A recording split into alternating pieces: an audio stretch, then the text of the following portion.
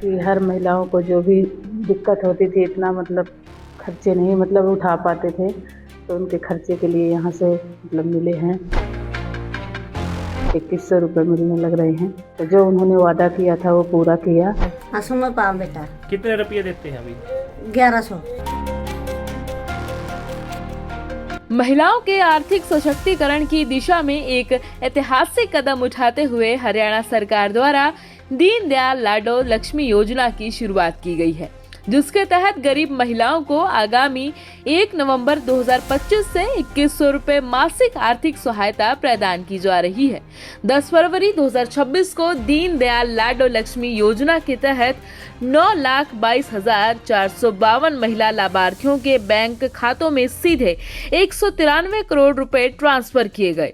अब तक इस योजना के तहत 4 किस्तों में कुल 634 करोड़ रुपए जारी किए जा चुके हैं। 1100 रुपए जो पर महीने महिलाओं को देती है सरकार, उससे आपको काफी मदद मिलती है। हाँ, मदद मिलती है बेटा। पंडित दीनदयाल उपाध्याय की 109वीं जयंती के मौके पर 25 सितंबर 2025 को लॉन्च किए गए दीनदयाल लाडो लक्ष्मी मोबाइल ऐप के जरिए 10,51,029 महिलाओं ने आवेदन किया। इनमें से 9,22,452 महिलाएं पात्र पाई गयी। फरवरी 2026 से हर महीने 1100 रुपए सीधे लाभार्थी के बचत बैंक खाते में जमा किए जा रहे हैं, जबकि 1,000 रुपए सरकार द्वारा चलाए जाने वाले फिक्स्ड डिपॉजिट अकाउंट में रखे जाएंगे। हर घर हर गृहिणी योजना के तहत गैस सिलेंडर रिफिल करवाने वाली हमारी लगभग 12,62,000 बहनों के बैंक खाते, जो गैस का सिलेंडर है उनको 500 रुपये में मिलेगा, ऊपर की राशि उनके खाते में पहुंचाई जाएगी। हमने दीनदयाल लाडो लक्ष्मी योजना आज तक 9,22,452 हमारी लाभार्थी बहनें, उनके खातों में 193 करोड़ रुपए की राशि आज पहुंचाई गई है। महिलाओं के जीवन स्तर में सुधार लाने के लिए हरियाणा की सैनी सरकार वो हर कदम उठा रही है, जिससे हरियाणा की बेटियों को हर कोने में सम्मान मिले। This August House of recent developments in West Asia that are a cause of deep concern to all of us. Nothing will go on record except the minister's statement. As honorable members are aware, this round of conflict started on 28 February 2026. It has witnessed not only fighting between Israel and the United States on one side and Iran on the other, but also attacks on a number of Gulf states. There have been numerous casualties, including at the leadership level in Iran, as well Nothing will go on record except the minister's statement. as well as destruction of infrastructure in the region.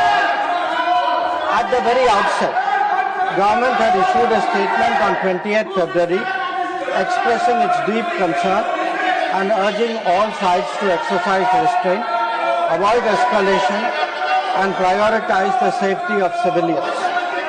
We believe and we continue to believe that dialogue and diplomacy should be pursued to de-escalate tensions and address underlying issues. Sir, it is also imperative that the sovereignty and territorial integrity of all states in the region be respected. Given the gravity of the situation, the Cabinet Committee of Security, CCS, met on 1 March under the chairmanship of the Honorable Prime Minister. It was briefed on the airstrikes in Iran and the subsequent attacks in several Gulf countries. The CCS was concerned over the safety and security of the Indian community in the region. It also focused on the implications for regional security and for economic and commercial activities. The committee was apprised of difficulties faced by Indian travelers transiting the region and by students appearing for scheduled examinations in these countries. It directed all concerned ministries and departments to take appropriate measures to respond to these problems. Honorable Prime Minister continues to closely monitor emerging developments and relevant ministries are coordinating to ensure effective responses. Sir, The conflict has continued to intensify and the security situation in the region has deteriorated significantly. We have noted that, in fact, the conflict has spread to other nations with mounting destruction and deaths. Normal life and economic activities in the entire region are visibly affected. In expressing our sorrow at the loss of lives. Honorable Chairman, sir, while any development that negatively impacts peace and security in the world is deeply troubling, this ongoing conflict is an issue of particular concern for India. We are a neighboring region and understandably have obvious stakes that West Asia remains stable and peaceful. There are almost 1 crore Indian citizens who live and work in the Gulf nations. In Iran too, there are a few thousand Indians who are there for study or for employment. The region is key to our energy security and includes many important suppliers of oil and gas. Chairman sir, the Gulf is also a major trade partner, accounting for almost $200 billion annually. The House is also aware that in the last decade, there has been significant investment from the region into the Indian economy. Therefore, serious supply chain disruptions and climate of instability that we perceive are serious issues. Furthermore, these include attacks on merchant shipping, where Indian nationals often constitute a large proportion of the crews. We have sadly already lost 2 Indian mariners and 1 remains missing in such incidents. I know that the House joins me in condolling their deaths.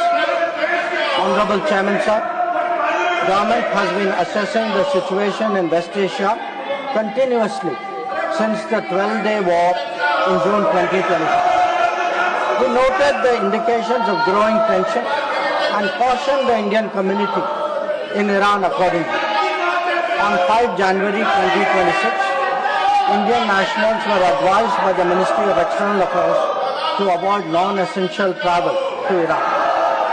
Those already resident there were urged to register with the embassy, exercise due caution, and monitor the embassy website and social media handles. A second advisory was issued on 14 January, reiterating this advice to avoid travel in even stronger terms. The Directorate General of Shipping, Mumbai, in parallel, issued its own advisory on 14 January for Indian seafarers, asking them to follow embassy advisories and avoid unnecessary movement ashore. Recruitment and shipping companies were asked not to deploy or send Indian seafarers to Iran.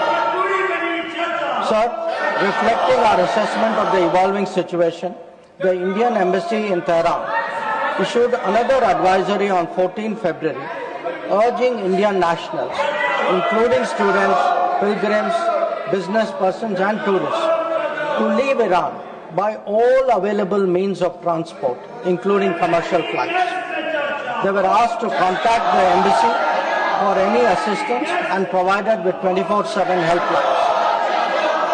This was again reiterated in strong terms through another advisory on 23 February. Some heeded these advisories and have left the country. However, many others have disregarded them and remain in Iran. We are also in touch with our fishermen who operate out of Iran. This was the situation till 28 February 2020.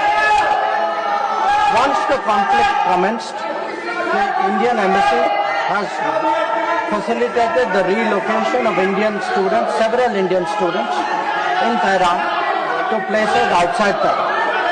An advisory update with emergency contact helplines was issued on 3 March. Similarly, facilitation was extended to pilgrims for their internal movement. Indian nationals who were in Iran for business